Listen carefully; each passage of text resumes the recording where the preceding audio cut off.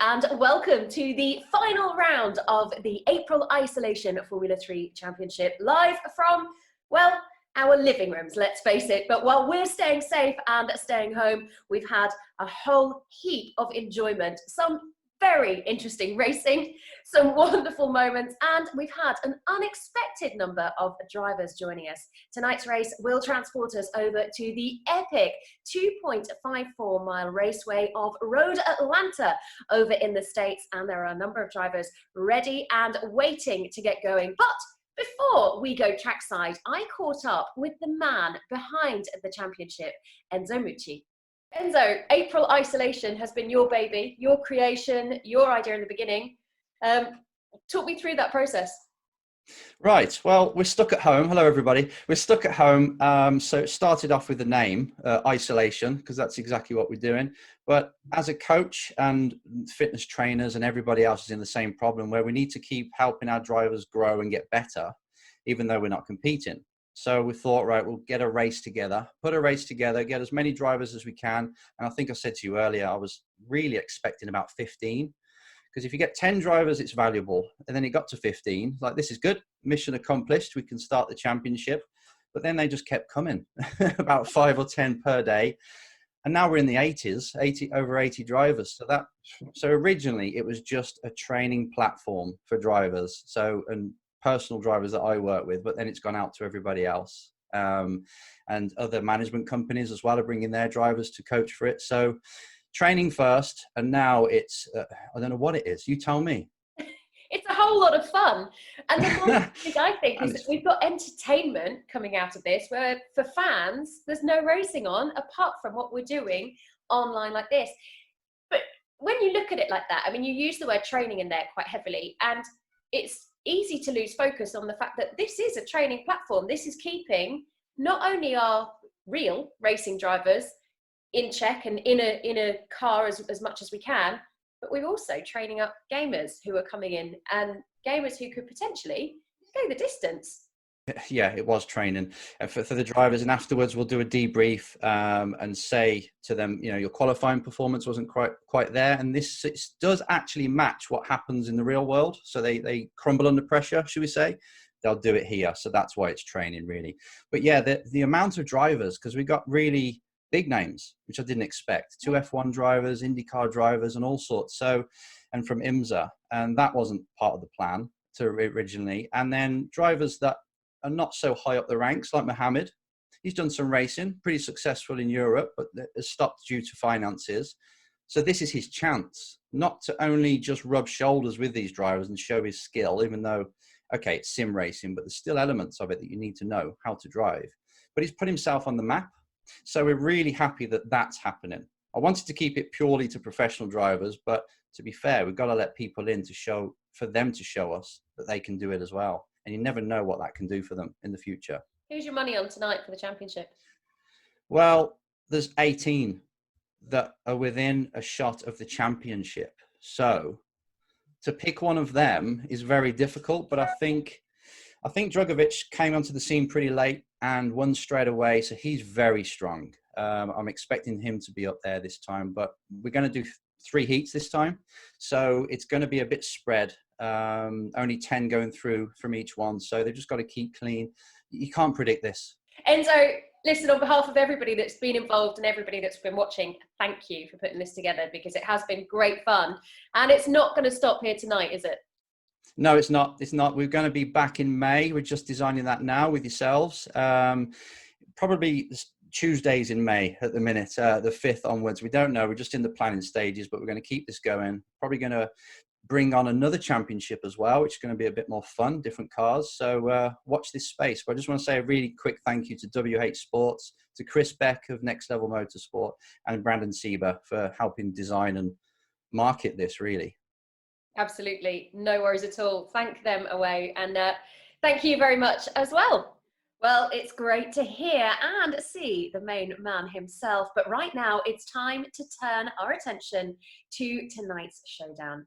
Tonight we've got 3 heats, each will be 5 laps long, and then we'll see 30 cars take to the final race. Don't forget, any one of 18 drivers could become the first crowned winner of April Isolation Formula 3 Championship in just a few moments' time. So let's go trackside and join our race commentators as we go iRacing.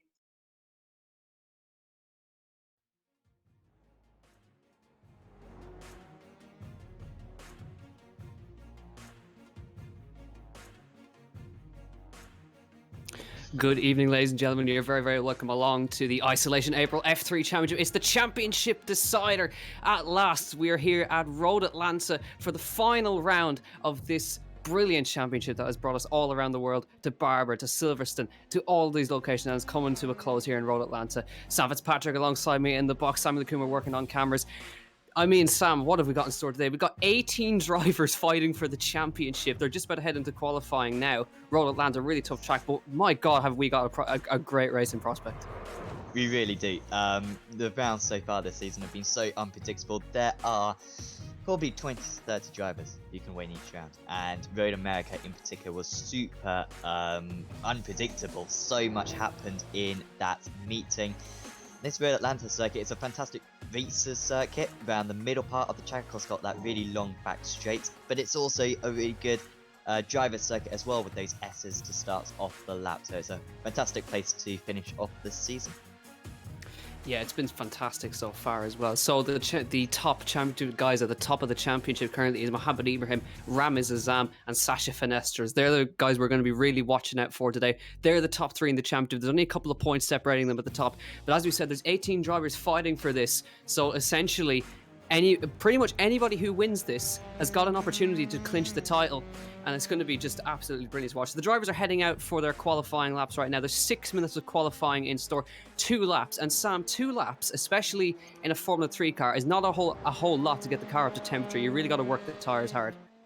Absolutely, and that's what we're seeing currently from Lucas Dunner, just weaving from left to right, trying to generate as much temperature into those tyres as possible. We currently got a track temperature 31 degrees, which isn't that warm. It is warming up though, so just with the drivers out on circuit, that might increase as the session goes on, so watch out for that one. But yeah, they need to get as much heat into the tyres as possible, because they can cool down potentially around this part of the circuit. We got those S's, like I said earlier on, at the start of the lap, but then after that you got a few long straights. You're not going to build up a whole lot of pressure necessarily around the second half of the lap, and then you're going to go into turn 1, a mega tricky corner, very easy to lose the rear end there. And if you haven't got the grip and the car behind you, then you're going to be in big trouble. But here comes the drivers. Of course, a single qualifying for these guys, so everyone's out on circuit, but they won't be racing against each other. So pretty much imagine all 60 cars going through turn 1 simultaneously right now.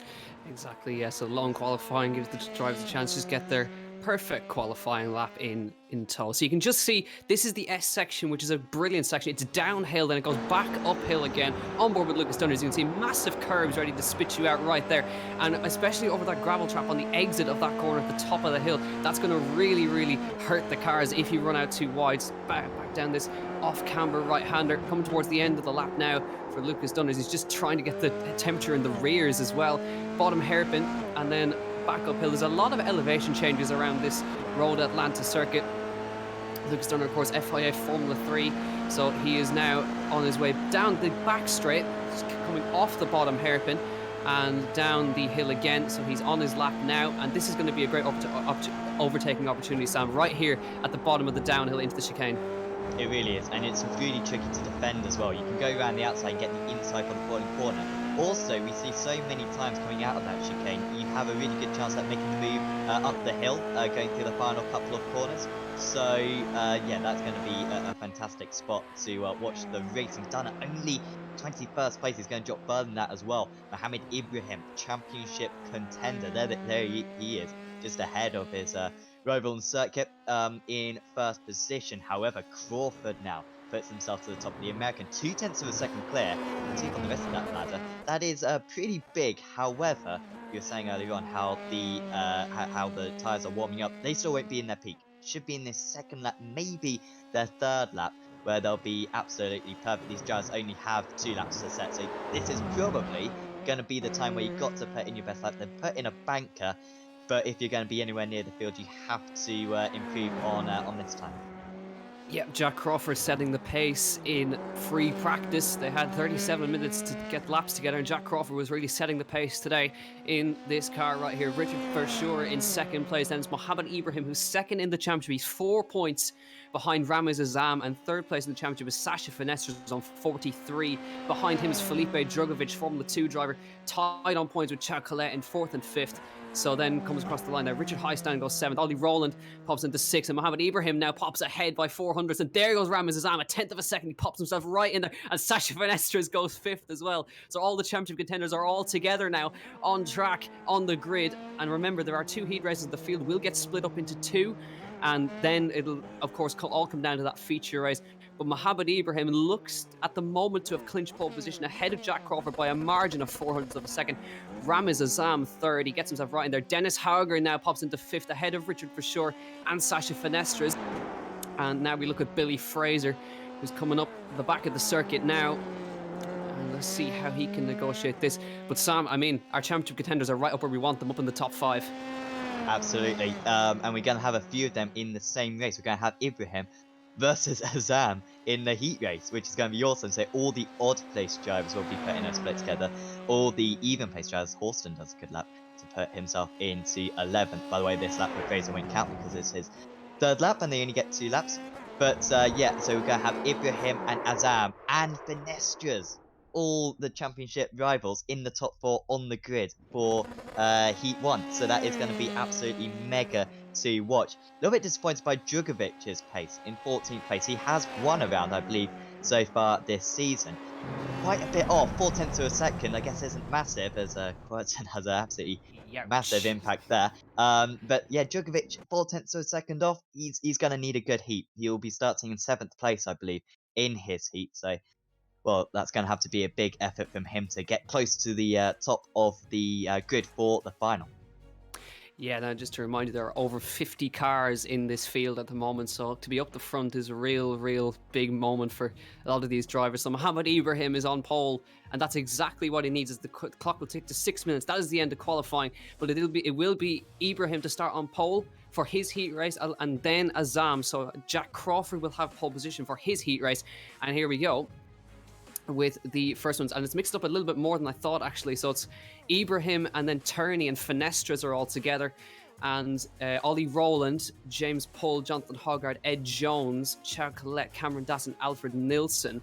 So Ibrahim, even though he's not got Azam in his heat, that actually might have been a godsend for Azam because he doesn't have to fight his championship rival and he's in a different heat to him. Yeah, that might be a benefit for him, yeah. And it would have been. I really wanted them to be close by now. To be fair, Ibrahim versus Finestres. How will they manage this? They know that the championship is on the line here. They cannot afford a crash in this heat, otherwise that will probably be the championship over for them. So, will they be willing to kind of race quite gently with one another? Are they really going to go for it potentially? It's going to be fantastic to see. Neither of them are on the grid. They're 2 of the only drivers not on the grid at the moment. You can see that we're going to have a pace lap to start off this heat, and then yeah, will be a 5-lap race for the heat. Yeah, and just as we're about to roll off for this heat race, we are going to pass it over for some interviews, I think, as they're going around on their laps. So let's get over and get those interviews in. Okay, so Joe, thanks very much for joining us. We've been trying to get hold of you on and off all day, but you seem to be pretty much glued to the seat of your sim. Yeah, exactly. Well, it's to race at this level, you've got to do a lot of laps, and also I'm trying to work helping some other drivers in the process. So I haven't seen daylight much recently. Can you talk us around your setup at all? Can you show us what you've got? Yeah. So I'm currently still building it. Trying to flip this camera. Okay. So at the moment, I'm just one seat. Obviously, the wheel here, I'm just using a Fanatec Club Sport wheel with the Fanatec Club Sport pedals. A single monitor for now. I'm planning to extend out each side so you get a bit more peripheral vision. Okay, and the steering wheel looks pretty technical as well. Yeah, definitely. So obviously with the karting wheel, we might have a couple of buttons on the data system, but with this one, so we've obviously got the paddles on the back for up and down shifts. Got a small display here for your gear, or you can map that as you like. Shift lights on the top. Um, I'll show you them. Yeah. Ahead of tonight's race, the final for the Formula 3 Championship for April Isolation. How are you feeling about that one? Yeah, not too bad. I'm doing. I was just doing some laps around there now, and the pace seems okay. It's difficult to know against the very top boys. I'm not driving with them at the moment. What's it like for you? You're coming in as a world-class kart racer, obviously still early in your career and still looking to move forward in your career, and all of a sudden you're thrown into racing against some Formula 1 drivers, some of the big Formula E drivers, you know, some of the IndyCar drivers, some big names that you're competing against, albeit on a sim, but, you know, kind of something you probably didn't expect. Yeah, definitely. I mean, everyone's really competitive. So if you can, you know, you might not get a chance to race with Lando Norris or whoever again in your life. So if you want to say that you've beaten him, then you're going to do everything you can in that race to beat him. So it's quite nice to be up against some of the big names. Hopefully, I'll get a chance to race them in real life at some point. But no, it's nice to be up against them. That you definitely learn a lot off of them. So hopefully, I can transfer some of that stuff into the real world as well. Hopefully so. Well, thank you very much. Enjoy the race. And Yeah, thank you're you. on the top of the podium, Yeah. or anywhere on the podium, in fact. We will chat to you a bit later on.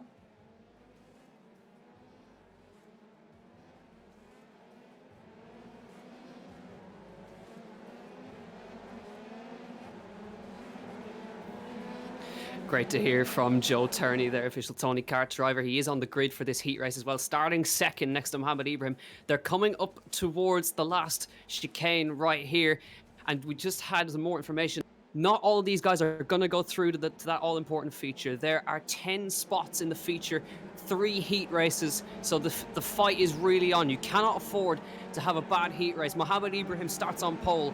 Now he lets the pace car off, and he will control the pace to the line.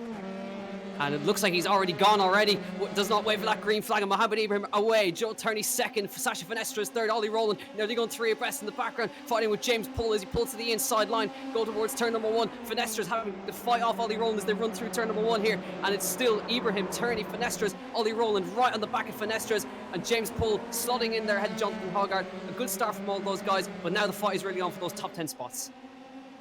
Yeah, got to get into the top 10 to get into the feature. That's what all these guys are playing for. So yeah, no changes so far in the top of the standings. Verlin's going to be under pressure with those from Paul going into these couple of right hands. Oh, that's a massive flip in the background. And that is one of the big trouble spots around this circuit, going over the crest, coming off the S's. But fortunately, I don't think too many drivers have piled into him.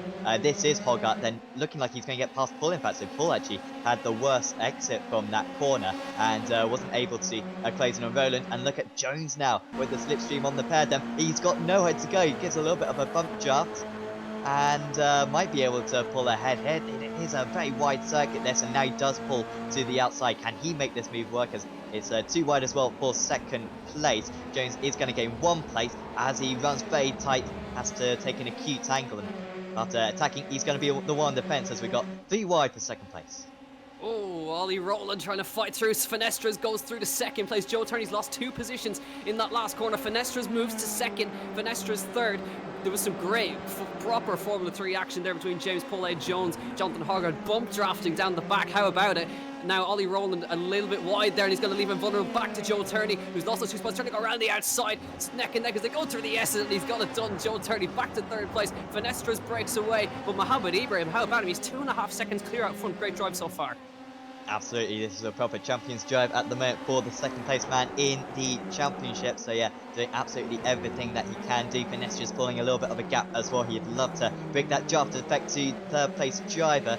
Jones moves ahead of Paul then, and Collette is still right with these eyes. Collette, of course, 5th place in the championship. He needs to finish in the top 10, and if he makes many more contacts like that at 140 miles an hour, well, he's not going to get to the final. And he makes contact again, and whoa, well, Collette really shouldn't be in this race anymore, because that was a couple of very avoidable contacts, and it seems like his rival, James Paul, has come off far worse.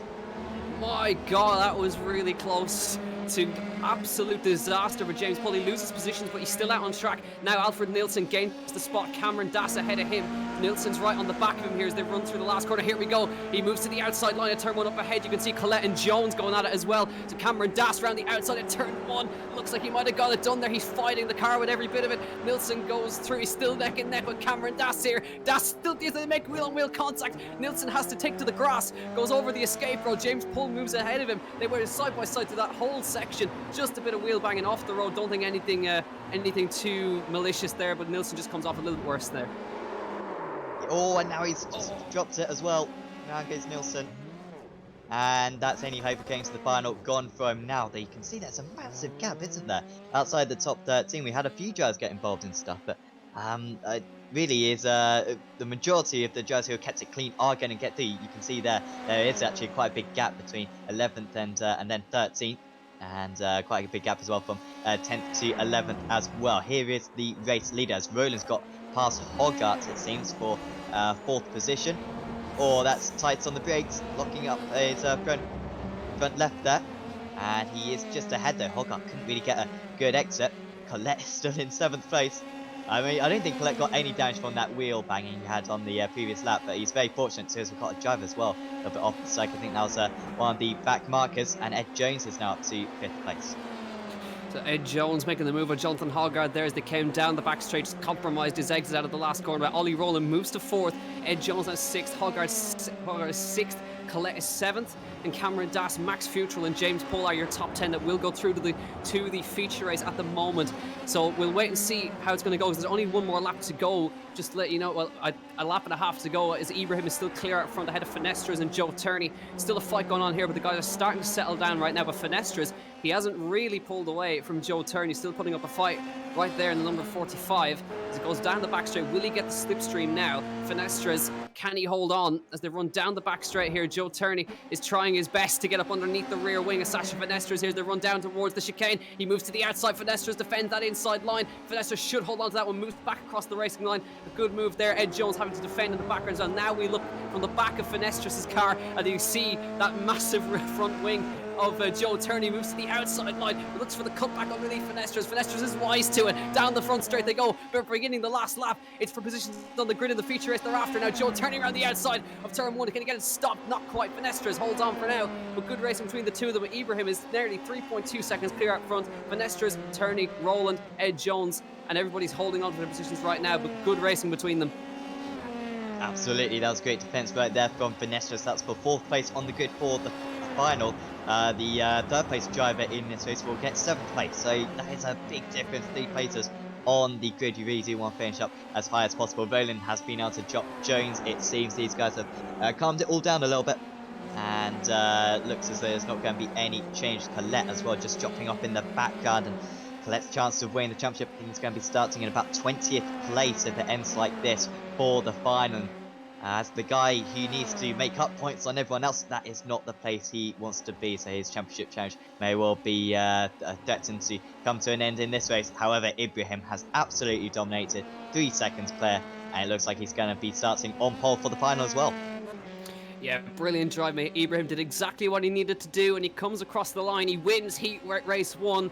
Finestras finishes in 2nd, right behind him Joe Turney, Ollie Rowland, Ed Jones, Jonathan Hogarth, Max Futrell gets Dino Boganovic there at the line, and Charles Collette, I think he's gone out. Collette is out. Oh dear. Collette has been it somewhere. On the way to the finish, he's out of this race, and James Paul sneaks into the feature on the last corner. Unbelievable. After as Paul piles into the wall right there. But yeah, so James Paul, after making contact with Collette earlier, sneaks through after Collette crashes out. So that's an interesting turn of events. But it's meant Collette is out of the championship now, and James Paul is right back into that feature race. Yeah, that is a massive change. Paul, to be fair, he started way up further than that. I think saying in 4th or 5th place, so has got the pace to be in that top 10. But yeah, it's a shame. So that's one of the guys who had a real good chance. If he'd been able to win Collette, then he would have probably stood a decent chance at winning this title. But it's not going to happen for him, and that will actually be the end of his season. Of course, we won't even see him in the final in a little bit. I'm curious to see actually what happened to him, because I didn't see quite that impact. But Well, that is race 1 in the books, and yeah, that is very going to be very important for later on, as we might get the results on screen. Yeah, we're moving straight to Heat Race 2 now, and now it's going to be Jack Crawford, I think, on pole. But here is your Heat 1 results. Mohamed Ibrahim, Sash Finessers, and Joe Turney, your top 3. Ollie Rowland, Ed Jones, Jonathan Hoggard, Cameron Das, Max Futrell, Dino Boganovic, and James Poole sneaks in at the death to take that feature race spot. The rest of them will not make it through to that feature, and then is the last time we will see them in this championship. So it's a little bit unfortunate. There's your rundown. A couple of DNFs as well. Ferdinand Habsburg, Tom Onslow Cole lap down. Chao Colette, of course, we didn't see what happened to him. Marta Garcia down 5 laps down. Obviously a DNF right there. So now, of course, we're going to pass it off to Gemma again as we head to our pre-heat interviews. So Sasha, thanks ever so much for joining us. It's nice to see that you're keeping safe and well over in Japan, first of all. Yeah, hello everyone. Staying home it's always good. But now it's a bit too much time. It would be better to go outside, but of course it's important to stay home and stay safe for myself and for other people. So a lot of simulator at the moment. I think the simulator's been keeping lots of people sane, but also keeping lots of people entertained as well. For you, you raced in the actual Formula 3 Championship last year in the real cars, physical cars. This year, it's a sim championship. How does the sim compare to the real car? It's very similar, to be honest. Mainly the racing as well. Now we're racing against all the drivers, of course. So it's kind of nice. We can practice, pushing each other into the limits and so on. And then the car itself, it's very, very similar. I think it's quite hard to feel the limit of grips of the tire. I think that's the main difficulties because you don't have, of course, the lateral G and so on. So I think it's very comparable, and it's good training. Last year when I was racing here and it was my first time in Japan, I was just using a lot for learning tracks because I just didn't know any track here. So I was using it for that, and it was very helpful. So I think it's very close to real life here. Stuff. We're looking ahead towards tonight's race. You're one of many drivers that could take the championship. You could be the first crowned title winner of April Isolation. What's your tactic? Yeah, well, just finishing the race, to be honest, it has been a bit chaotic the last 2 races. So I'm just going to try to stay on track, stay safe.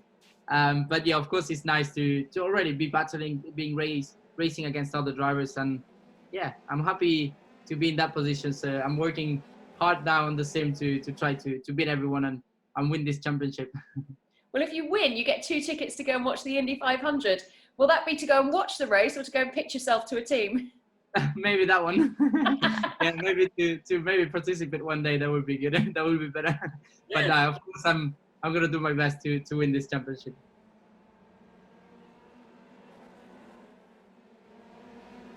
Straight from the interview, straight back to the action. Then here we go, Heat Race 2, Jack Crawford on pole, and he immediately goes. It's Dennis Hauger right behind him, Liam Lawson all in the top 3. Then Horston, Drugovic, Verone, Behrman, Colapinto, Martins and Paul Aron are your top 10 as we lead through turn number 1. So it's an important race for Ollie Behrman. He needs to get in that top 10 to get himself through. So Liam Lawson's following him behind, but a clean start, Jack Crawford. Good start from Hogan. There's a spinner in the background. Not quite sure who that is. There's a couple of cars off in the back. It's Peterson around. A couple of cars involved in that one. There's a stranded car. Colapinto, I think, is involved in that one. Nicholas Cruton also off the road there. A bit of a messy one, but Jack Crawford is through.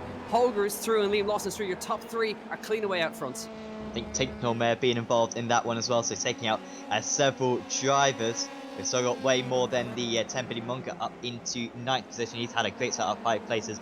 Jim Conright as well, up 8 places already. He starts right at the back to Conright, but he's had a really good start. But you can see Munga with a little bit of front wing dash. That's going to cost him down the straights for the rest of the race. And you can see comfortably passing them is Conright, who is already escalated over half the field. It's been a stunning start from the American. Djokovic and Horston going side by side. These two in with a chance of the championship. Djokovic hasn't quite been the start that he would have wanted, remaining in 5th place at the moment. And he's, rather than looking ahead, he's having to look in his mirrors right now.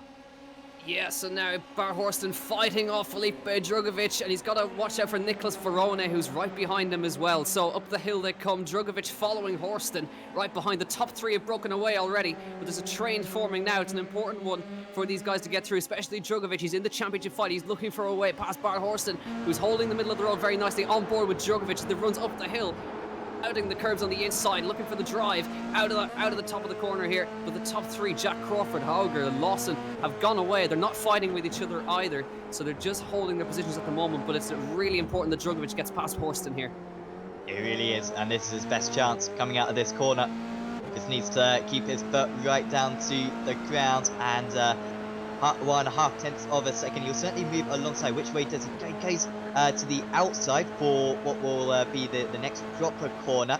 It's the shortest route as well. He is edging his way ahead, 1/10 of a second ahead at the moment, and now does move ahead. So nice move there from Drugovic to move up into 4th place. Veroni not quite being able to do as much as he would have hoped down that back straight, just slipping away in 6th place. Here is Victor Martins, and he is battling with Conrad, who's still trying to move up places, but he's now under pressure from Ollie Behrman, who needs to finish in the top 10, of course, to keep his championship chances alive. Had a very poor start, did Behrman. However, he's having a better last couple of laps, but he's really struggling to pass Martins. Up the front, Hauger has taken the lead from Crawford. So look how close these three guys are. They're all Red Bull livery cars as they head through the top of the hill. It's Hauger from Crawford and Lawson now. So remember, they're fighting for grid spaces in that feature race. So the higher they start up, of course, the better. So Hauger, Crawford, Lawson are your top three.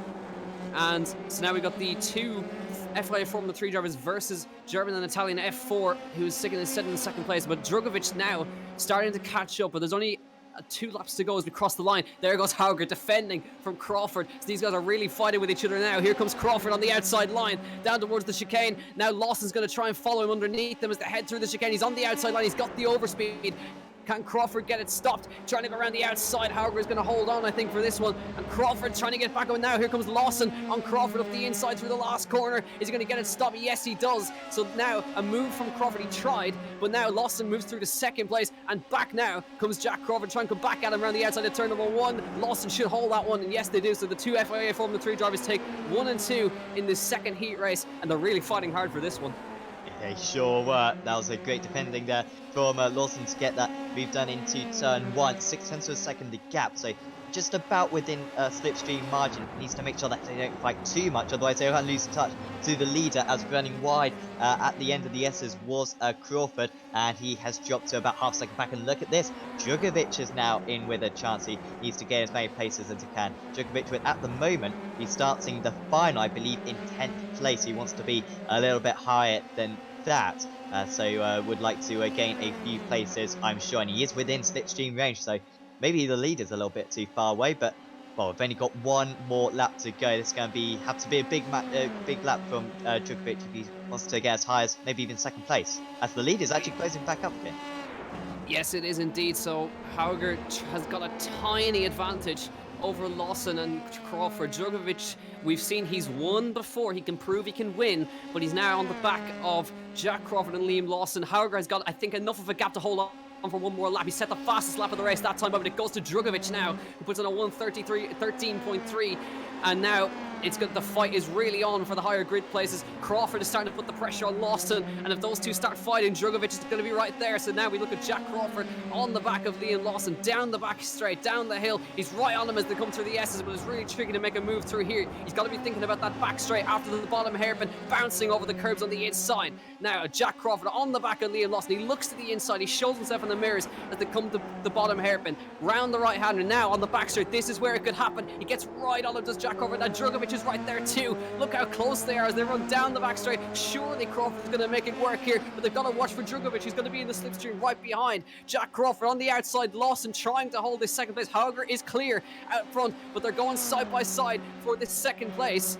as they come down. Jack Crawford moves to the outside line. Lawson's is on the inside. Here comes Drugovic for the double move up the inside. Can he get it stopped on the brakes? Drugovic trying to make his way through. Has he got it done? He moves to third place. Lawson goes around, and it's been an issue for Liam Lawson. Hauger's going to take the win. Crawford's going to come through in second. Verona is going to get third as they run through. Drugovic goes to fourth, and Horston, Mansell, Liam Lawson, Ollie Behrman, Martins, and Conrad are your top 10.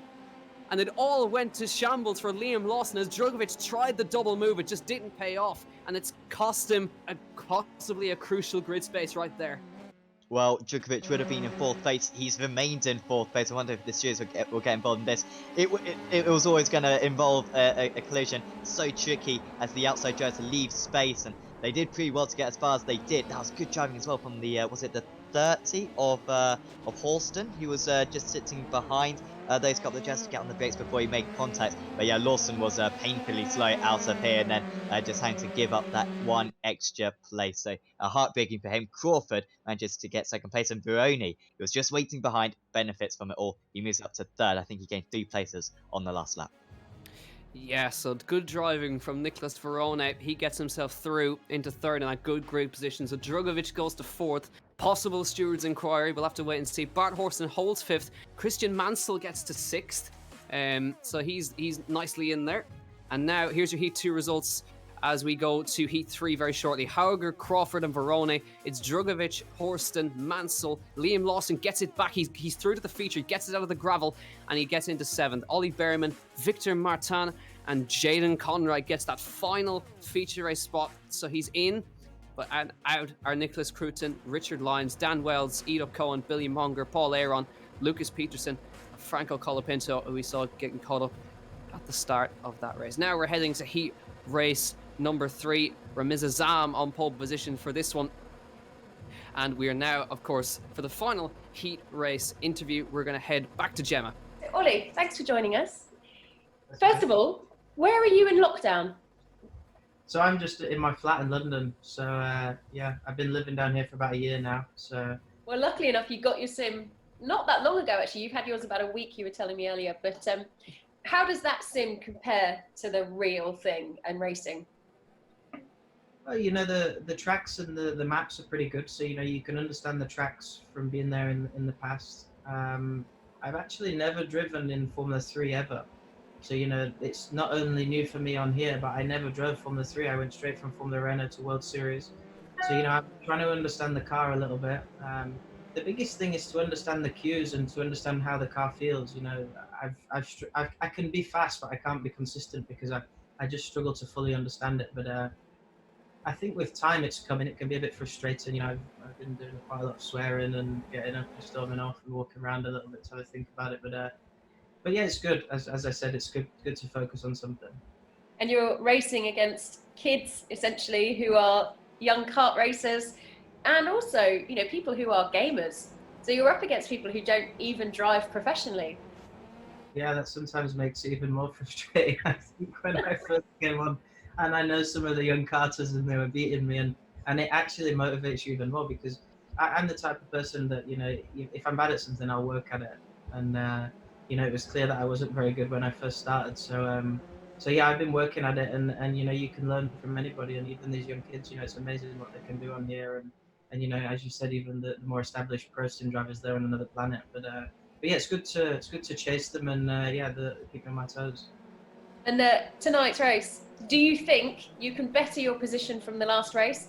Are we going to see you in the top 5, maybe even in the podium? I don't know, you know, I hope so. It's quite difficult because of the qualifying format, you know, you have to put it all together in one lap. So who knows, you know, I qualified 6th at the last race and had my incident in the heat when I was fighting for 4th, so I was already a lot better. And hopefully this, you know, next race I can be up the front and start mixing it. And the thing for me is just to do a whole race without having any accidents or getting caught up in something, because at the moment, I'll admit myself, I'm not 100% in control all the time of the other races when I'm in the race situation, but let's see. Luckily, any damage can be easily repaired on this one. You know, it doesn't cost anything. I think I'd have done a lot of money with the damage.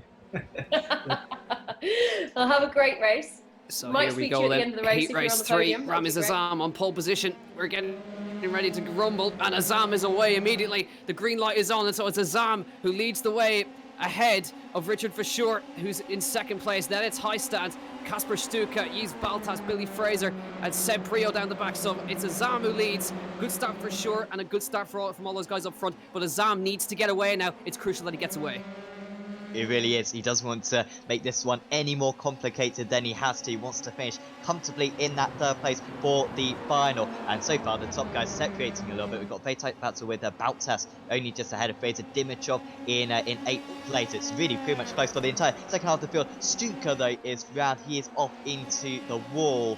And I don't think he'll be able to get into the feature from here unless there is a big impact further up. Well, that's going to help him out. Stefan de Groot is off the circuit, and that's going to be significant damage for him. Bill Fraser as well is off the track, and he's got a lot of damage. There goes Stuka past the pair of them. D'Ambrosio up into 11th place, so he's nearly within the chance. Also, Baltas having a couple of poor corners. He's down a couple of places from his start, but you can see Azam hasn't dropped Verschoor, and it's going to be a proper duo battle for the win, I think, to the end. Yeah, these guys are really in the, especially Azam, he's leading the championship over Ibrahim by 4 points. So Azam needs to have a good race here. Verschoor second, then it's Heistand who's third, Cian Donaldson fourth, Georgi Dimitrov. You can see them battling in the background there. So Donaldson trying to hold off Dimitrov. And as we look here, this is Donaldson having a go up the inside of turn one. He gets it done. So Dimitrov on Donaldson, that wasn't. Donaldson coming back at him now as he gets the cut back up the hill. The run up the hill, they go side by side. Donaldson now off the road. He has to take to the grass, comes across. They have to check up to avoid him. They somehow manage to not get any contact. Donaldson having to bounce over the grass. And somehow Payne and Tinknell managed to keep themselves out of him. Oh, this comes in the rear. Just as I said it, Donaldson gets a punt in the rear and he's off into the gravel. I was about to say, feeling driving from Payne to avoid that first incident, and then he's been able to get involved in a lot more of an avoidable incident there, just making contact around a corner that you can't overtake anyway. He's up into 5th place anyway, and doesn't seem to have too much front wing damage, surprisingly, despite that contact. He is under pressure, though, from Tinknell, who's just going at it and doing his normal thing of just slowly gaining the place, being very consistent so far this season, has Harry Tinknell. And then, Hyodal just behind as well as only just ahead of Verschoor. They have dropped Heistand, but here we are for a change of lead. Verschoor making things very tricky for the championship leader. He moves up into the lead. It's not going to be the end of the battle. Maybe second place is even the place to be with 3 laps to go. However, this is not the way that Azam would have been hoping this race would turn out, as he makes contact and Verschoor is off the circuit. And I'm sure it was the contact that sent him off there, and he loses a couple of tyres, and that is the end of Verschoor's season. That is absolute disaster for Verschoor, and he drops off the back now, and that leaves Azam clear out in front. Heistand second and Dimitrov in 3rd place. So Azam now in a great position. Now Richard Heistand is second. Georgi Dimitrov moves to 3rd. Then it's Payne, Heyerdahl, then Tinknell, Callan Williams, Jack Hawksworth and Raoul Hyman. Then Kasper Stuka. We said he couldn't make it back, but he's now back into 10th. So after all of that, he's back into 10th place now, and he's in with a shot of holding on. If he can just sneak into the feature race, even that would be a great result for him. Really would. I'd voted him off, because we saw in race 1 the gap between 1st and 10th was only 11 seconds. So he drops 12 seconds just from that first lap sprint, but fortunately for him, there's been plenty of incidents. Hawksworth and Hyman are the 2 drivers ahead of him now, and you can see he's just gaining slipstream. They're not getting any slipstream from one another. They're just running side by side, and it was actually Baltas spinning round, and Stuka does well to avoid, and that was Baltas who's already a lap down there. Not quite sure what happened to Yves. Oh, that's a massive incident for de Groot, who's already had a problem. I think it's de Groot and Fraser again. They've already crashed with one another today, and well, that's really going to finish them off.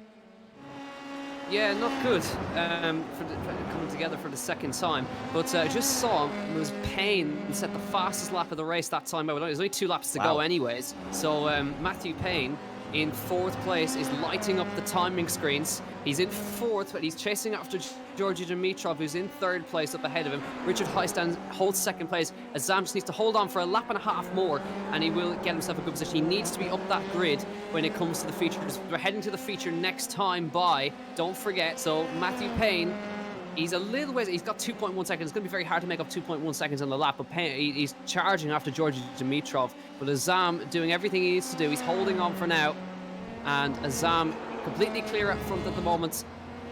and he's just got one more lap to go, and he will secure himself up at the top of that grid next to Mohamed Ibrahim and close to Sasha Fenestres as we head for that championship battle, all important championship battle. White flag in the air.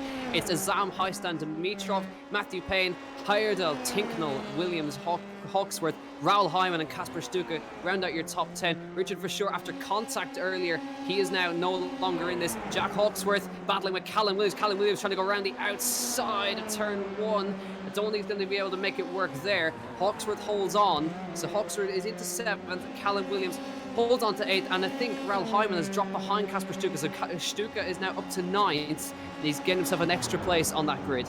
Stuka faster than, well, pretty much everyone. Only driver faster than him on that last lap was Dimitrov in 3rd place. Apart from that, Stuka was faster than absolutely everyone. Despite that early spin, hasn't quite dropped the driver behind yet of Hyman, but might be able to catch up to Williams and maybe Hawksworth by the end of this event if they start fighting once again. So good driving from Stuka, but Azam with a 1.2 second lead at the moment. He should just about have enough on his road, but honestly, Payne will be starting in 12th place for the final. Watch out for Payne, because that fastest lap he set just a moment ago was about half a second faster than everyone else. So he is clearly mega fast and didn't set a qualifying time, hence why he started so far down. Oh, Azam is slow? What is going on with... No! Ramis Azam! Oh my goodness, still dearing me. Yeah, he's won. He's that far ahead, he's won. Heistan finishes 2nd, Dimitrov 3rd, Matthew Payne in 4th. So he didn't quite have the time to catch up. Heyerdahl will cross the line in 5th, and it's Harry Tinknell, Jack Hawksworth, Callum Williams in 8th, Raoul Hyman and Kasper Stuka. He snuck in. He's got 10th. Cian Donaldson, after bouncing over the grass earlier on, is just going to miss out on that feature race spot. He's in 11th, and he's going to hold on for that. Then it's Albert Verschoor, Fraser, De Groot, Baltas, D'Ambrosio, then Seb Prio and Emilian Denner. Those guys are all out of this race. But Azam, he wins. He's done everything he needs to do, and now it comes down to the feature. Absolutely, I will resign after that. Don't deserve to be a commentator. No, so here, yeah, we'll go through the finishing order then of race 2. We've already done it a little bit. Azam, Heinstand, Dimitrov, Payne, Heyerdahl, Tinknell, Hawksworth, Williams, Hyman, and Stuka. Just about getting through in 10th place. Donaldson, Albert Verschoor, Fraser, De Groot, Baltas, D'Ambrosio, shame to see that, and Prio all missing out, and will be the end of their season. Of course, we will have the May season coming up pretty soon. Also Denner as well, so hopefully we'll see them back in these races very soon. But just having a glance at that grid, looks like a tasty grid for the final. Certainly looks like that. How about this? Mohamed Ibrahim, he's on pole. Dennis Hauger is 2nd. Azam is 3rd, and Fenestres is next to him. So could you make it any better? So Ibrahim, he's fighting Azam for the championship. Don't forget, Ibrahim is behind Azam by 4 points in the championship. So then it's Hauger. Fenestres is behind them in the championship. So who is now on pole for this one. Hauger is 2nd. Azam will start 3rd. Then it's Fenestres, Heistand, Crawford. With Crawford, Heistand, then Verone, Turney, Roland, and Dimitrov will be your grid for this one. But all importantly, it's Mohamed Ibrahim on pole position, and Azam will start right behind him on the 2nd row. So watch out for that. Hauger will be on the outside, and Fenestres is gonna be on the outside line as well. So this you just could not get any better, to be honest, for a championship finale. Absolutely. So a little bit of a reminder, we're using the FIA point scoring system. So it goes 25, 18, 15, 12, 10, 8, 6, 5, 6, 4, 2, 1. Currently, the championship is Azam 48, Ibrahim 44, Fenestres 43. So, if any of them win this race, they've won the championship. If Fenestres wins this race, he will outscore Azam by at least 7 points, and that would be enough to overhaul the 5-point deficit he currently has. So it's winner takes all. Hauger, of course, isn't in the championship battle. but providing that, but 3 out of the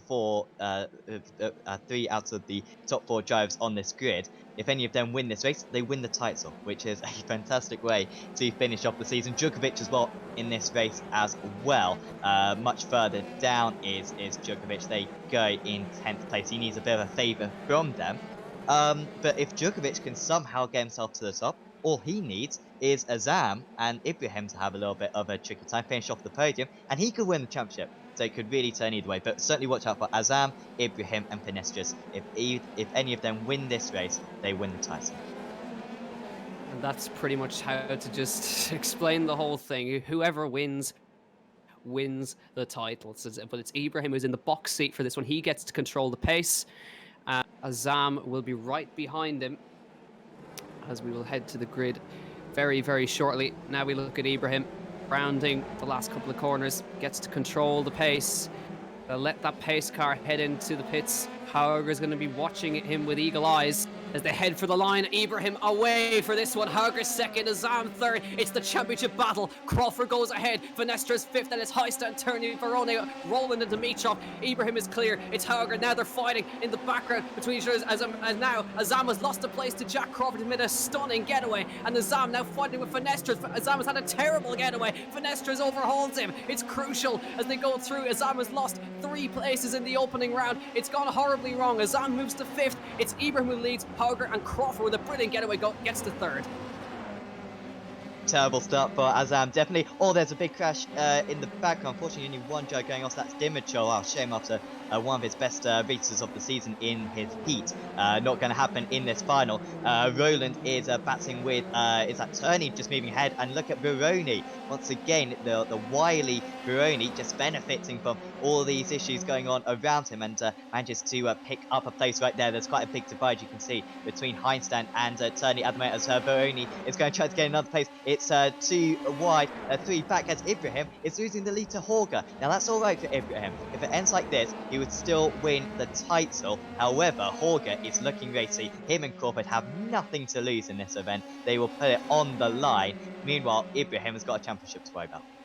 Yeah, so Ibrahim has got the position, but he can't afford to lose another place to Jack Crawford because behind them is Azam and Finestras who are fighting away. Azam has regained that place on Finestras, by the way. So now as Ibrahim is under pressure from Jack Crawford, but Azam and Finestras are together on track. So here we go. There is your championship leader. He's 4 points ahead of Ibrahim, and Jack Crawford is all over the back of Ibrahim as they run up the back of the circuit. Hauger is clear out front at the moment, but Ibrahim is now falling away just a tad as they come down to the back of the circuit here. But it's Ibrahim still second. Crawford now challenging him as they head down the back straight for the second time.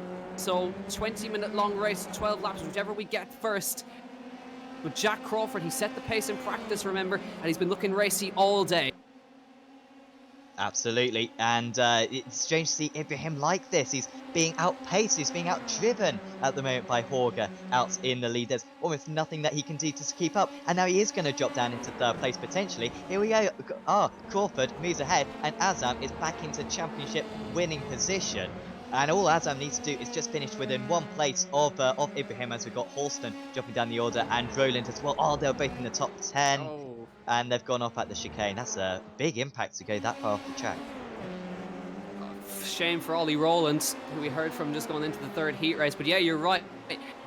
Ibrahim back into the clutches of his championship rival, Ramiz Azam, in a terrible getaway, but he's lighting up timings with the fastest lap of the race. Now we get to see the battle we want to see. It's the championship contenders going at it. They had a massive fight in Spa in round 1, but now they're going at it for the championship. Azam is in contention right now. He's doing enough at the moment, but he will want to overhaul Ibrahim. But is Ibrahim doing this tactically, I wonder? Is he just falling back, saving the tyres early, saving the fuel, and going on the attack later? But Dennis Hauger is clear out front, but Finestras has not let go of the back of them.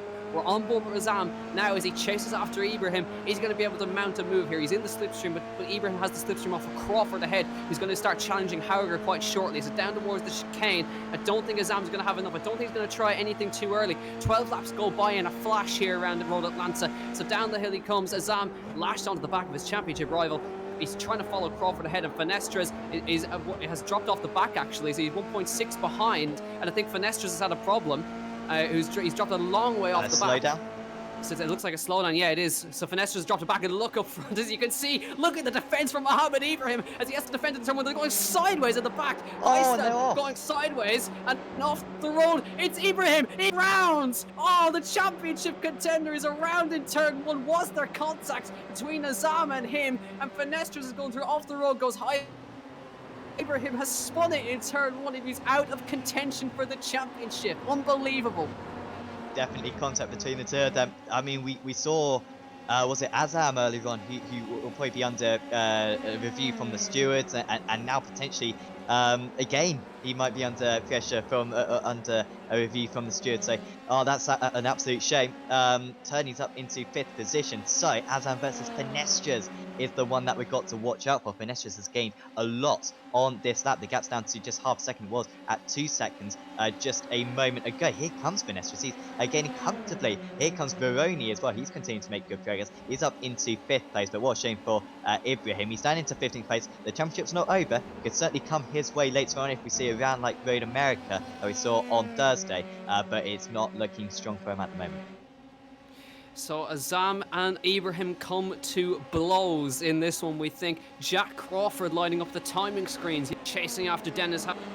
But Azam is in 3rd, but Sasha Finestra, as his championship rival, is behind him. So then we got Verone, Turney, Highstand, and Ed Jones in this battle right here. So Ed Jones, he's got a good run on Highstand here. As they run down the S's, it's going to be tricky to make anything go side by side down the hill. He switches back, left, right, but he can't get up underneath them as they run through the left-hander.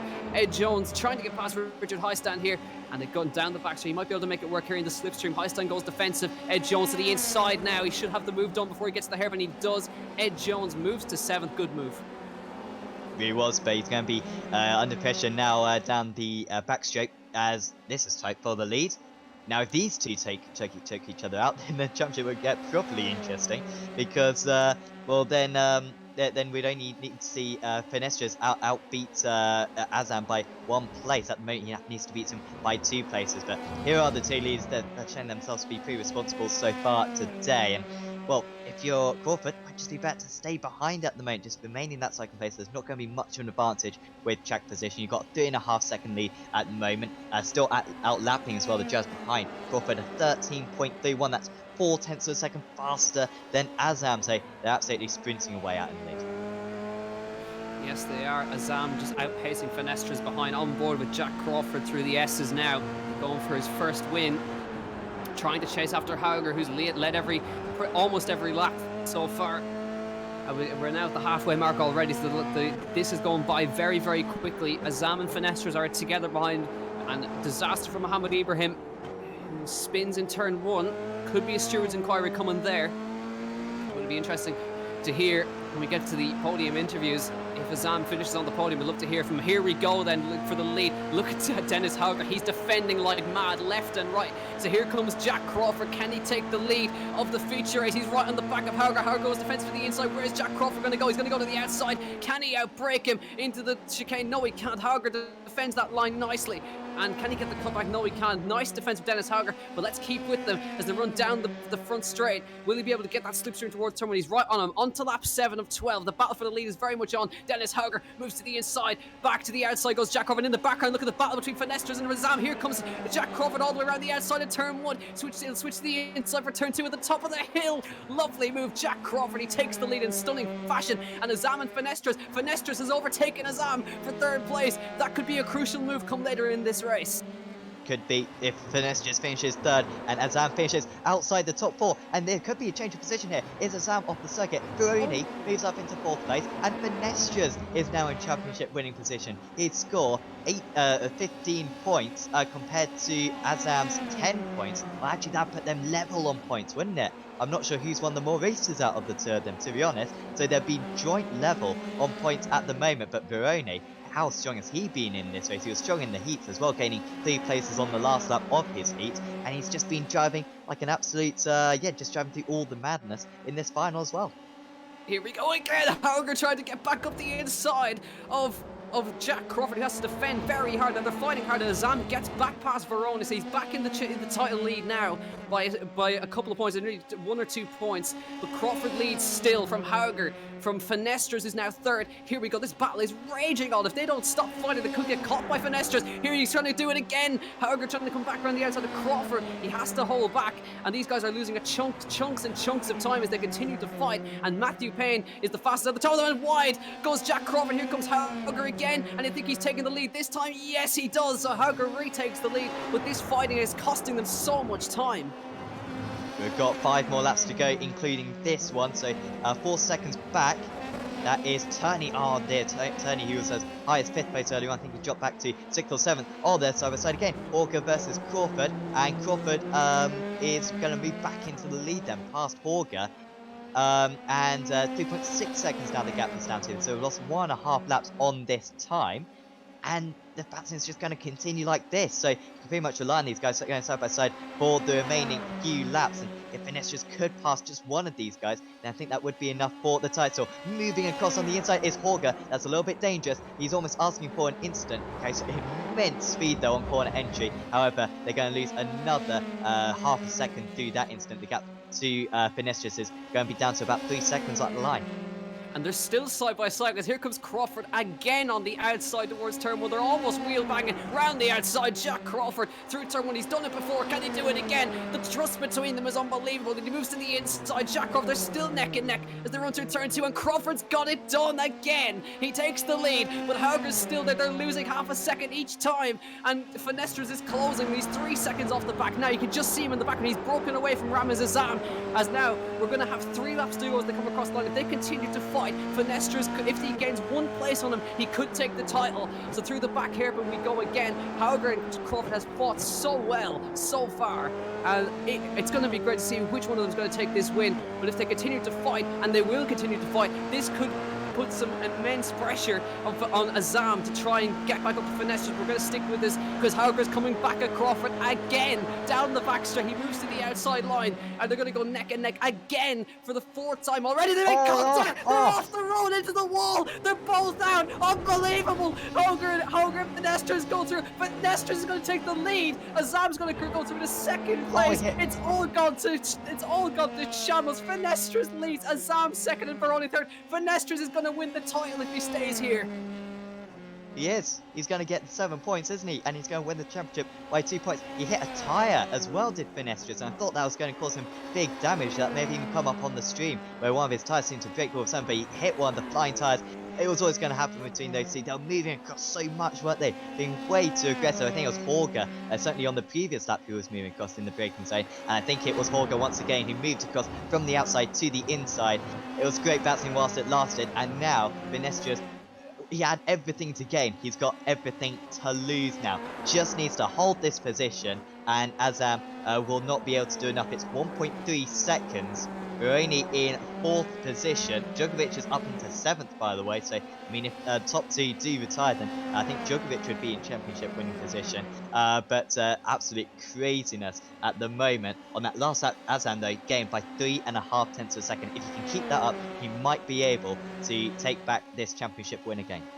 I cannot believe that just happened on our screens. Finestras may have just been gifted the title right here with only 2 laps to go as they come across the line. The gap is 1.1, so Azam is still sort of in and around there, but he needs to push now because this is the battle between the 2 of them for the title with 2 laps to go in this race. Verone and Ed Jones are fighting for the last podium spot in the back. Ed Jones is the fastest of a lot of them out front. Finestras, he's trying to hold on. Who would have thought he'd been in this position? He just had to keep his nose clean so far, but he's still got 2 laps to run, and Azam has closed the gap to a 2nd. If he can get in the slipstream range, this could get really interesting with a lap to go. He's got to push now. He's still in the title, but he needs to gain this position because Finestras has just got enough points on him right now. He's in that 9 tenths of a second now. Verone is also right there. He's in within 7 tenths of a second. This is going to be an incredible finish as we head to the line here. Finestras and Azam for the title, for the win as well in Road Atlanta, but for the world title in the April Isolation Dallara F3 Championship. We're going to have the white flag and we come across the line the next time, and Azam has closed the gap to half a second. Sam, it's unbelievable. He took 3 tenths out of him just at the end of the S's. It was incredible. He's going to have 1 lap to do it. He'll be on the back of him, I think, by the time we get to the start-finish line. So it'll probably be down into this chicane where the championship decided on the next lap, because Venestra's, I think he's just got too careful out there. Or maybe Azam has suddenly realised, well, I've got to do it now. It's up to me to go and win this title. And he's going, and he may well win the title after all this, as they might go side into turn 1. It's the last lap, lap 12. Here we go, the white flag. This is for the title. Finestras versus Azam. The hill is second out of another lap. Here we go, with just a lap and a bit to go. Finestras leads, Azam second. This is going to be incredible. Watch out for Veroni, who's fighting for this lead as well. Finestras trying his best to hold on, but he's got to fend him off on the back straight here. Up the hill they come for the last time. Finestras with Azam right on his tail for the world title. They've fought so hard all year long. Here we go. He's had to defend. Azam moves to the outside line. Finestras to the inside, but Azam is surely going to have him down the back straight. Watch for Veroni. He's caught them. Veroni's caught them as well. He's right there. This is going to be a three-way fight for the win in the last corner. Here we go. Ramiz Azam for the title. Finestra's trying to hold on for every ounce of his might, but Veroni might put a spanner in the works here. Down the back straight. Here we go. Finestra's to the inside. Azam moves to the outside. Here comes Veroni to the outside line. He's touching as he comes down to the chicane. Azam round the outside. Finestra's trying to hold on for all his worth. He does. They make contact as they come through. Finestra's and they make contact. Veroni goes through. Ed Jones goes through. It's unbelievable. Azam is going to hold on for second place, I think, and Azam is going to win the title in the last corner. What on earth has just happened on our screen? Ed Jones has won. My goodness. Crash between all of them. Azam gets through it. Djokovic finishes in second place somehow. That's not the points that Djokovic needed, though. Azam, though, is at least provisionally the championship win. This is how it happened. Veroni was watching it behind, and they just weren't going to give it up, were they? Running wide, he wanted to kind of run him out of space. Azam kept in there, and then it was that second contact, wasn't it? Just as Veroni moved through, and I think it was probably Veroni, he kind of triggered that, was the catalyst for the incident. And Azam just limping that car along. He got beat by Djokovic right at the end. He won't care, though. He finishes in third position. Whoa, what a championship finale. How about that for a finish? After 5 rounds, it came down to the last corner. Finestras and Azam make contact, and Azam manages to limp it across the line, but Djokovic managed to get second, so he could gain some serious points there. But Ed Jones came out of that one to win. The most unlikely winner. He gets his first win. Djokovic second. And here is your official run after one of the most crazy races I've ever seen, ever. Ed Jones somehow wins that one. Djokovic is second. Azam gets pipped by 700ths of a second across the line. Matthew Payne in fourth. Christian Mansell in fifth. Heyerdahl in sixth. Tinknell, Veroni, Sasha Finestras, Jonathan Hogarth, Raoul Hyman, Jaden Conroy, Callan Williams, and then Victor Martins, Mohamed Ibrahim, Joel Turney, Kasper Stuka, James Pohl, and we all know Jack Crawford and Dennis Hauger coming to blows and out of this race as well. Ollie Behrman, Richard Heisten, Bart Horston, Max Futrell, Jack Hawksworth, Ollie Rowland, Dino Beganovic, and I think that's going to be it for our classified finishers in probably one of the most incredible races I've ever seen. There's a couple of others as well. Liam Lawson, Georgi Dimitrov, non-finishers in this one as well. But I mean, I think I need a drink. It's unbelievable finish. I'd just like to add as well that Djokovic, with that second place, he moves up into second place in the championship. He's ahead of Ibrahim and Finestras. So if there was some kind of penalty for Azam, we did see him get involved in a couple of incidents in the final, of course. Then it would be Djokovic who would take the title. Just throwing that out there. So Djokovic did everything he could to put it in second place. But certainly well done in the end to our race winner Ed Jones. He kept it clean, and well, that was the story of the season, wasn't it? Those who could keep it out of one another usually won the races, so congratulations to him. Great end to the season. Yeah, I mean, it's. I think it was a worthy win as well for Ed Jones.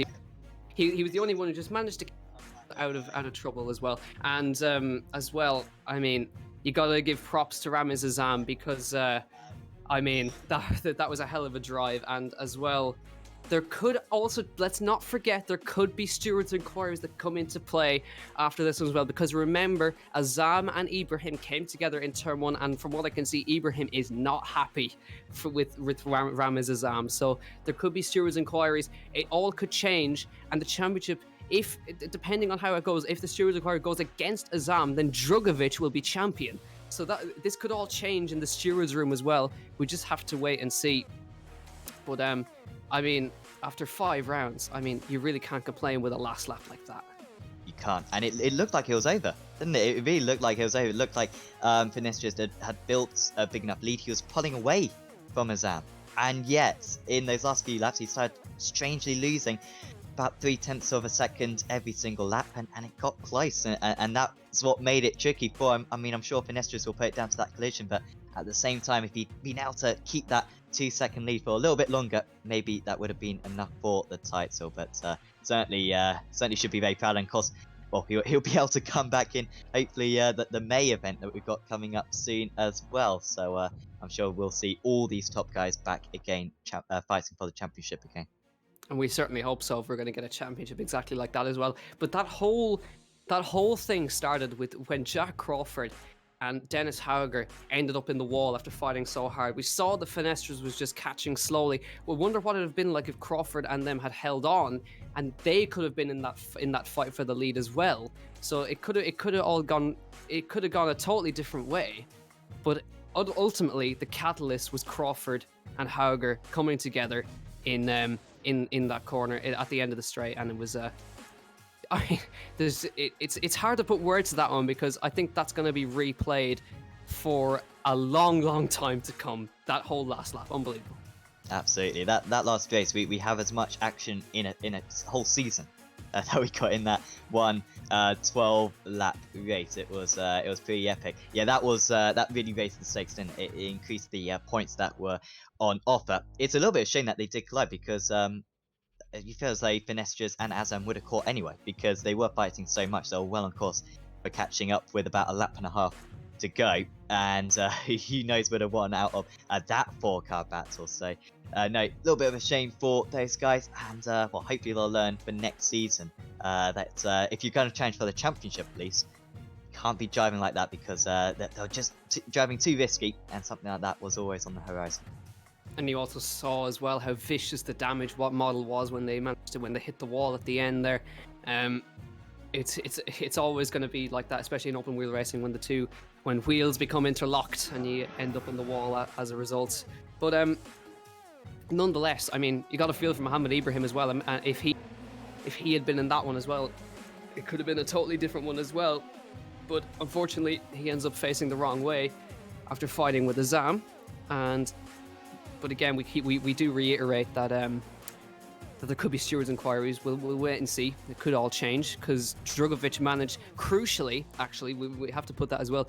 Drugovic managed to go around the outside of Azam and pip him by 700ths of a second across the line.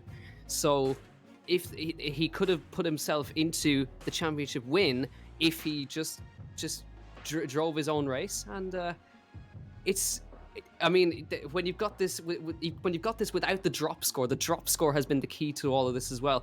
And I mean, it's put so much things up in the air. But now add stewards inquiries to this, and you got one of the greatest championships, the greatest ends to a championship in one of the longest times. Absolutely.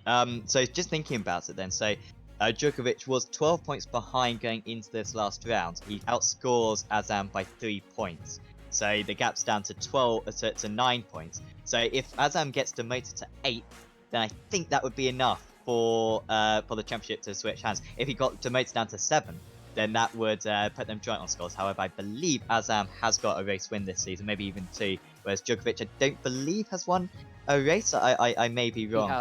He has won a race. Okay, so maybe second places then, I guess they would go back to. I'm not even sure. To fair, Djokovic has got a second place today, so maybe he would be the champion. So no, a post-race penalty for Azam would make things very complicated if the organisers decided to go for that one.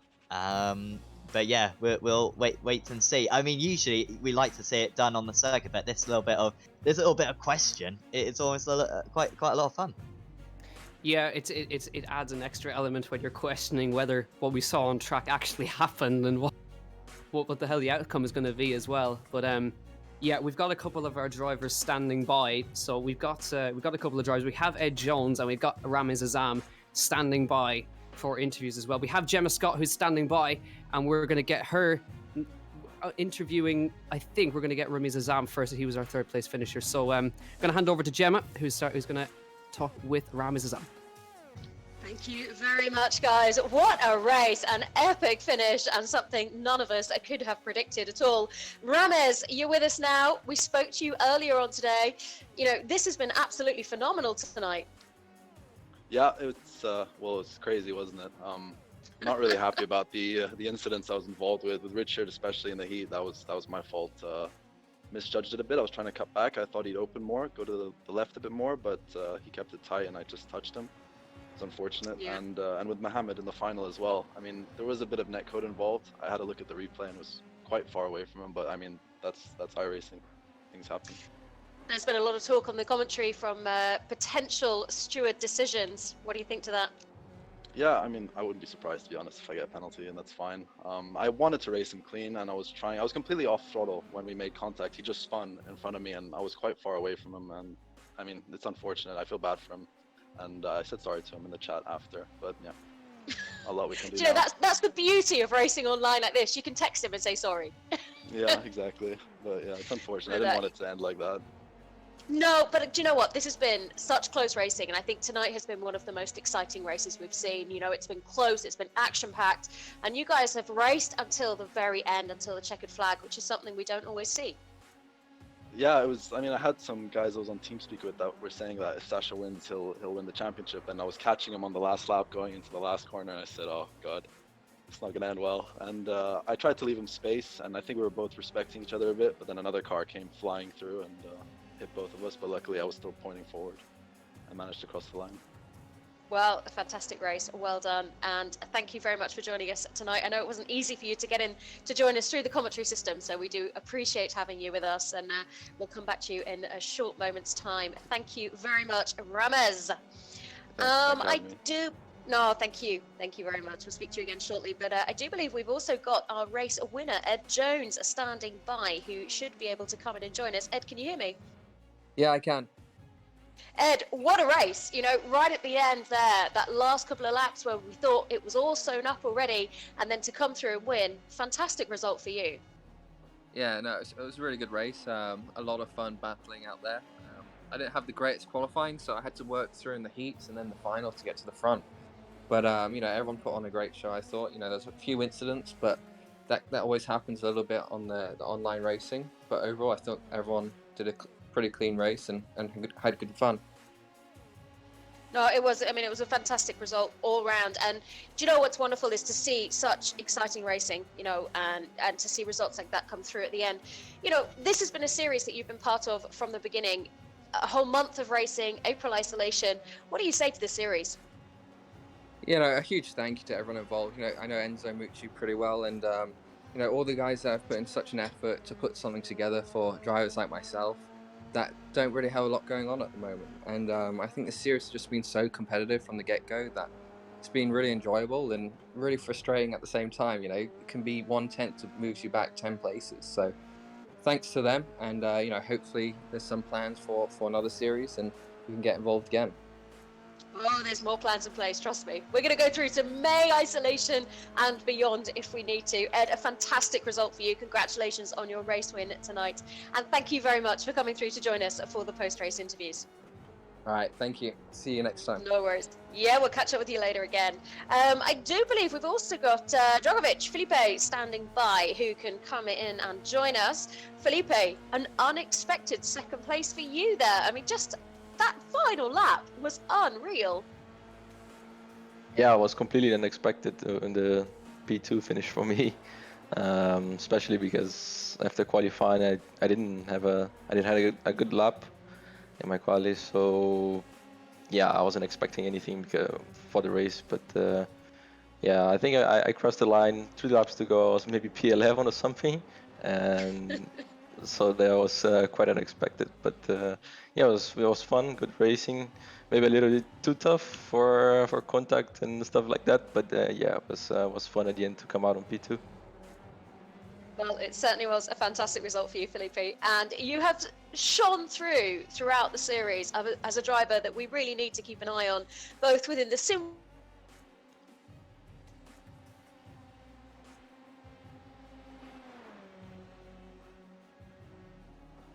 Yep.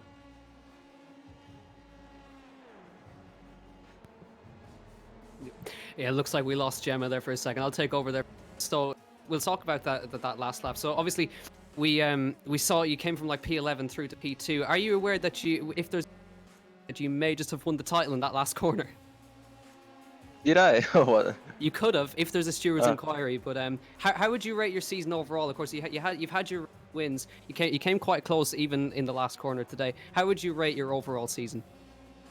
I don't know. I did 3 races only. I don't know how many there were because I wasn't in for the championship and I didn't have an invitation before, so I only did the last 3. But yeah, I think I did pretty well. The first round was amazing for me. First round that I did, which was Silverstone, and it was really good. I made pole position and won the heat and the final. Then it was Road America, wasn't that good for me. I just had some context there, and this one was quite lucky. So, but the speed was there anyway in all of the races. So, yeah, I'm quite happy with it, and especially in these tough times, we keep going this way, and it's pretty fun. Yeah, and just one final thing as well. Of course, the iRacing F3 model. A lot of drivers have praised it. Now you're obviously used to driving the Formula 2 threes. How realistic is the Formula 3 model with the tires and the damage model? How realistic is it?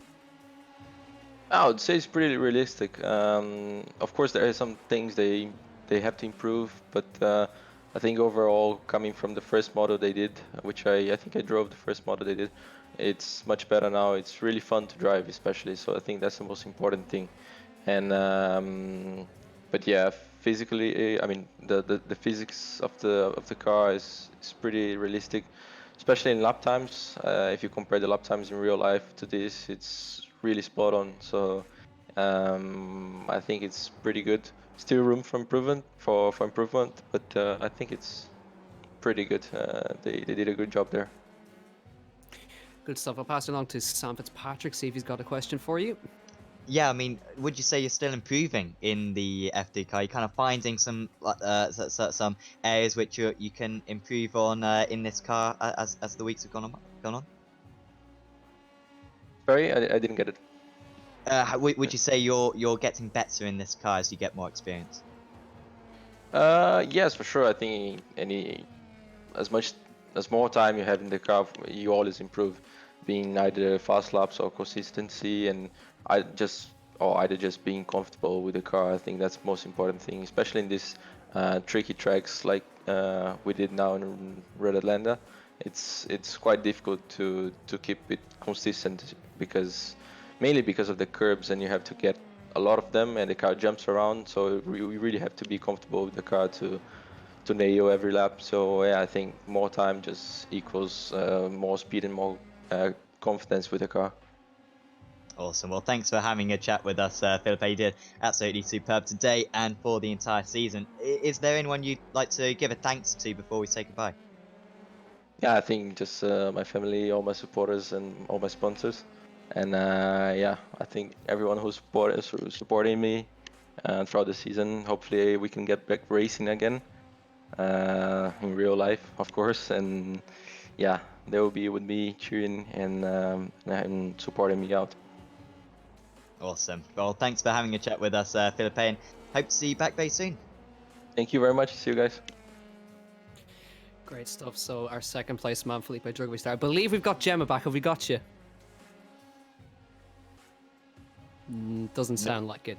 Doesn't sound like it. So apologies there, but we've had a chat with our top 3 there. But I mean, there's not a whole lot we can do to sum up there, because I think I'm going to be watching that replay for a long time afterwards. because I'm still trying to process what on earth just happened there. Now, of course, we do know that the championship is going to continue into May, so we're going to have the May Isolation Championship. And I mean, Have you got me back, guys? we have you back, Gemma. We've got you. Yay! Sorry, I'm just butting into your speech there, but finally back in. Good stuff. You can take over from here. It's all yours. No worries. Well, guys, you've done an amazing job. It's been a fantastic series, and you guys have held the commentary together. You know, absolute legends. Thank you so much for everything that you've done. You know, it's been a fantastic month of racing, a whole season packed into a month in just the month of April. And tonight's race really was on the edge of our seat racing. It was phenomenal. Thank you both very, very much. Thank you guys all around the world, from wherever you are in your homes, for watching us. From a training platform, we have taken this to a full-blown championship that has attracted some huge names, from Formula 1 to Indy, Formula E, and of course some of our grassroots competitors as well. It's been fantastic. April Isolation, we can now say, has been a phenomenal success, and fear not, it's not going to stop there. We are going to continue into May. Of course we are, and it's going to be bigger and better. I'm going to kick that off next Tuesday, so join us then. Huge congratulations to all of our race winners this season, and of course enjoy the Indy 500 for our championship winner. We'll see you next time. My name is Gemma Scott, and of course all that's left for me to say right now is stay home, stay safe, and take care. We'll see you next time for more Isolation iRacing.